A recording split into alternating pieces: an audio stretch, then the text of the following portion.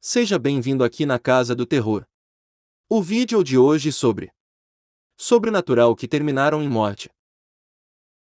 Meu nome é Carlos Ribeiro. As pessoas naturalmente temem o desconhecido.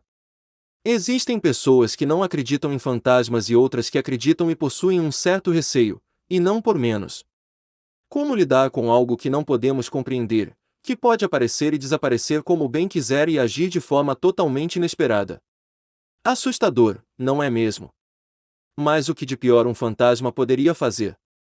O seguinte caso relata encontros sobrenaturais que terminaram em morte. Em 28 de setembro de 2000, uma casa no interior de Minas Gerais foi supostamente assolado por um espírito violento que matou 2 pessoas e deixou outras 6 inconscientes. De acordo com relatos locais, moradores aterrorizados correram da casa por volta das 8 da manhã gritando fantasma, fantasma, fantasma. 2 corpos, um homem e uma mulher, foram recuperados pela polícia da casa. Outras 6 pessoas foram encontradas inconscientes. Os inconscientes foram encontrados em diferentes salas uns dos outros. Mais tarde, alguns dos sobreviventes afirmaram que foram atacados por mãos invisíveis. Uma das mulheres que sobreviveu ao ataque revelou em uma entrevista posterior que ela não tinha ideia de como ela acabou no hospital. Falando ao jornal local, ela disse: "Honestamente, não consigo lembrar o que aconteceu. Tudo o que posso dizer é que dormi no meu quarto como de costume. Eu estava sozinha naquela noite, então eu me vi aqui no hospital." Ela afirmou que ela não estava sob a influência de álcool na noite do incidente. Apenas algumas semanas antes do ataque fantasmagórico, foram obrigadas a sair depois de serem atingidas por mãos invisíveis, que deixaram uma mulher inconsciente. Antes disso, havia relatos de cama sendo levantada no ar enquanto ocupada por uma entidade maligna. Depois do alegado ataque, multidões se reuniram na rua. Os moradores locais atribuem os acontecimentos violentos na casa. Antes da atual dona da casa comprar a propriedade, a casa era pouco mais do que uma cabana de barro. De acordo com o morador local, a proprietária demoliu a casa de barro e dentro de um curto espaço de tempo. Foi desde que casa foi reconstruído que começamos a ouvir os ataques dos fantasmas. A primeira vez que ouvimos falar de ataques de fantasmas, ela contratou os caça-fantasmas, mesmo assim botaram para correr. Foi desde que a casa foi reconstruído que começamos a ouvir os ataques dos fantasmas. A primeira vez que ouvimos falar de ataques de fantasmas, ela contratou os caça-fantasmas, mesmo assim botaram para correr. Olá gente, tudo bem com vocês? Meu nome é Carlos Ribeiro, do canal da Casa do Terror. Continuando aqui o vídeo, com a minha própria voz, Maldição da Sepultura de Raimundo. Um final de tarde, em 1911, no interior, próximo à cidade de Campo Maior, em Piauí, o Raimundo voltava para casa, depois de um cansativo dia de trabalho. Esperava sua esposa na cozinha. Em vez disso, ele encontrou em um quarto, tchaco-tchaco no muchaco, um outro homem. O Raimundo partiu com tudo para cima, pegou uma corrente e começou a estrangular o seu amante. Aproveitou a oportunidade para fugir do local. Após matar sua esposa, o Raimundo cometeu suicídio, além de ser corno, e se matou.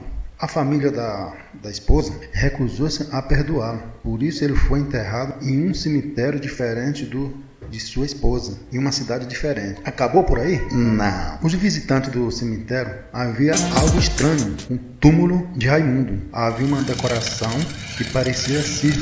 Então eles começaram a limpar o conjunto, fazendo parecer que havia uma corrente na sepultura. A decoração estranha chamou a atenção de algumas pessoas, inclusive um grupo de jovens rapazes que andavam de bicicleta pelo cemitério. Cerca de um mês depois que a corrente tinha se formado, para impressionar seus amigos, um menino jogou a pedra na sepultura. Enquanto o menino voltava para sua casa, houve um acidente. A corrente da sua bicicleta acabou soltando, enrolou em seu pescoço e acabou estrangulando até a morte. Olha, além do cara pegar a esposa, um tchaco-tchaco com o outro, se matou, agora o espírito corre, levou o ódio junto. A mãe do menino ficou obviamente devastada e decidiu descontar na sepultura do Raimundo. Ela pegou um machado e golpeou números de vezes. No dia seguinte, ela estava pendurando roupa quando o varal de alguma forma arrebentou, enrolou em torno do seu pescoço pescoço, estrangulando. Também, quando a sua morte foi investigada, o machado foi encontrado por pedra nele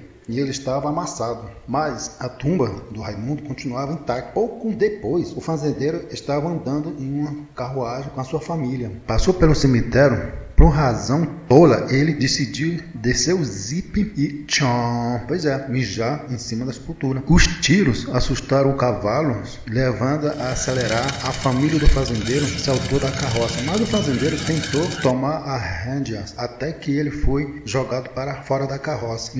Uma das rédeas enrolou no pescoço e estrangulou até a morte. Depois de tudo isso, 2 policiais que estavam convencidos que essa coisa de maldição não fazia sentido foram até o cemitério tirar foto de si no domínio da sepultura de Raimundo. Enquanto se afastavam, uma luz brilhante começou a segui-lo e eles tentaram ganhar distância em alta velocidade. Isto levou a eles sair da estrada, batendo uma cerca. O oficial do banco passageiro foi jogado para fora do carro, mas sobreviveu. O seu parceiro, por outro lado, quase foi decapitado por uma corrente entre os 2 postes da cerca. Durante a década de 1940, a maioria das pessoas passava a viver longe do cemitério por medo de perder sua própria vida. Mas nem tudo mudou ou fez. Um homem entrou no cemitério e começou a quebrar a tumba com um martelo. As pessoas podiam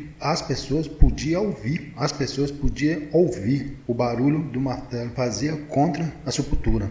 Em seguida, foi substituída por gritos gelar o sangue. As pessoas da cidade foram até o cemitério e encontrou o homem morto no portão. Aparentemente, ele estava assustado com alguma forma, enrolou em torno do seu pescoço e estrangulou até a morte. Depois essa morte, os corpos foram removidos do cemitério a fogo. Uma empresa de extração removeu todas as pessoas do cemitério no ano de 1950. E a tumba do Raimundo totalmente destruída e não se soube de mortes depois disso. Bom, gostou de saber? Então comenta aí, aproveita e se inscreve no canal também, dá uma forcinha, beleza? Então, fui!